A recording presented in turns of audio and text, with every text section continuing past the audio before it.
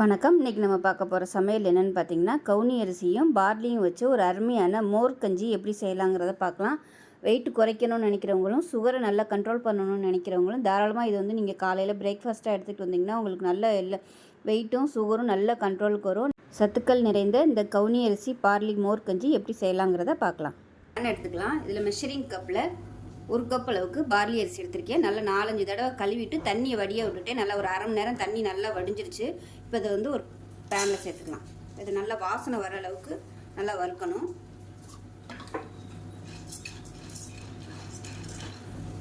Barley அரிசி நல்லா வறுபட்டுருச்சு, வெடிக்க ஆரம்பிச்சிருச்சு. இந்த ஸ்டேஜில் வேறு பிளேட்டுக்கு மாற்றிக்கலாம். இப்போ அதே மெஷரிங் கப்பில் 3/4 கப் அளவுக்கு கருப்பு கவுனி அரிசி எடுத்திருக்கேன். இதுவும் நல்லா 4-5 தடவை கழுவிட்டு தண்ணியை வடிச்சிட்டேன். தண்ணியை வடித்து நல்லா கொஞ்சம் காய விட்டுட்டேன். லேசான ஈரப்பதம் தான் இருக்குது. இப்போ இதையும் வறுத்து எடுத்துக்கலாம். ஸோ ரெண்டுமே வலுவழுப்பு தன்மை இருக்கும். அதுக்காக தான் நம்ம வந்து வறுக்கிறோம். வறுத்துட்டோம்னா அந்த வலுவழுப்பு தன்மை போயிடும். இப்போ கச்சி சாப்பிட்றதுக்கு நல்லாயிருக்கும். இப்போ இதுவும் நல்ல வாசனை வரும், வெடிக்க ஆரம்பிக்கும். அந்த ஸ்டேஜில் வறுத்துக்கணும். இப்போ இந்த அரிசி நல்லா வறுபட்டுருச்சு, நல்லா வெடிக்க ஆரம்பிச்சிருச்சு பாருங்கள். இந்த ஸ்டேஜில் கேஸ் அமர்த்திட்டு வேறு பிளேட்டுக்கு மாற்றிக்கலாம். இப்போ இது ஆறட்டும். ஆறுனதுக்கப்புறம் மிக்ஸி ஜாரில் சேர்த்துட்டு நல்லா ஃபைன் பேஸ்ட்டாக இப்போ இது ஆறட்டும். ஆறுனதுக்கப்புறம் மிக்ஸி ஜாரில் சேர்த்துட்டு கோர்ஸாக அரைச்சிக்கணும். ரொம்ப நைஸாக அரைக்காமல் கோர்ஸாக அரைச்சிட்டு பார்க்கலாம். இப்போ வந்து வறுத்த அரிசி எல்லாத்தையுமே நல்லா கோர்ஸாக அரைச்சிட்டு கொஞ்சம் அப்படியே நரன்னு இருக்கிற மாதிரியே அரைச்சிக்கோங்க. ரொம்ப நைஸாக அரைக்க வேணாம். கொஞ்சம் நெருன்னு இருக்கிற மாதிரி அரைச்சிங்கன்னா சாப்பிடையில் நல்லாயிருக்கும். இதை வந்து நீங்கள் ஸ்டோர் பண்ணி டப்பாவில் வச்சுக்கிட்டிங்கன்னா உங்களுக்கு 3 மாதத்துக்கு நல்லாயிருக்கும். வேணுங்கையில் எடுத்து நம்ம யூஸ் பண்ணிக்கலாம். ஒரு மிக்ஸி ஜார் எடுத்துக்கலாம். 1 டீஸ்பூன் போல் சீரகம், காரத்துக்கு தேவையான அளவு பச்சை மிளகாய். நான் வந்து 2 பச்சை மிளகாயை உடச்சிட்டு சேர்த்துக்கிறேன். அதோட சின்ன துண்டு இஞ்சி, கொஞ்சமாக ஒரு கைப்பிடி அளவுக்கு கொத்தமல்லி. இதில் வந்து கருவேப்பிலை ஃப்ளேவர் பிடிக்கும்னு நினச்சிங்கன்னா கொத்தமல்லியை வந்து அவாய்ட் பண்ணிவிட்டு கருவேப்பிலை நல்லா ஒரு கைப்பிடி அளவுக்கு சேர்த்துக்கலாம். அதுவும் நல்லா உங்களுக்கு சுகர் நல்லா கண்ட்ரோல் பண்ணும். இப்போ ஃபஸ்ட்டு இதை நல்லா குறன்னு அரைச்சிக்கலாம்.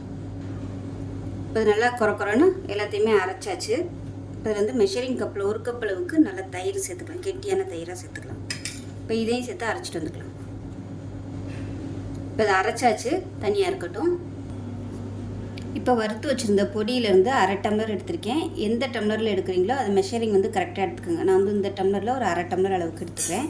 இப்போ இதை சேர்த்துக்கலாம். இப்போ 1/2 டம்ளர் எடுத்துக்கோமா, 1 பங்குக்கு 6 பங்கு தண்ணி ஊற்றணும். இப்போ 6 பங்கு தண்ணி ஊற்றிக்கலாம்.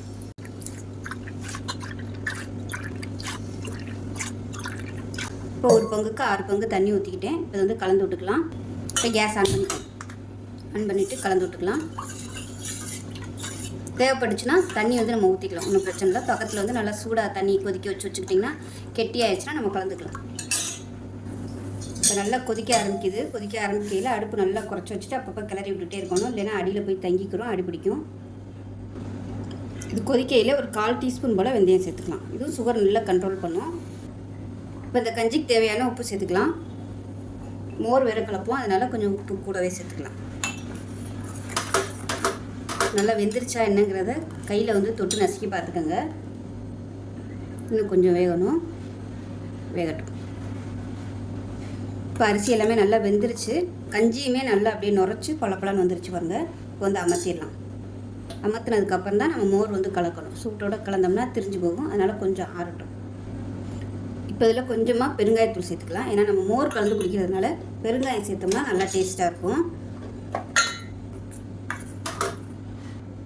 அது நல்லா சூடு குறைஞ்சிருச்சு ஓரளவுக்கு. நம்ம வந்து மோர் சேர்த்துக்கலாம். இப்போ நம்ம அடித்து வச்சுருக்க இந்த மோரை சேர்த்துக்கலாம். சேர்த்துட்டு எவ்வளோ தூரம் உங்களுக்கு தண்ணியாக வேணுமோ அந்த அளவுக்கு தண்ணியாக கலந்துக்கலாம்.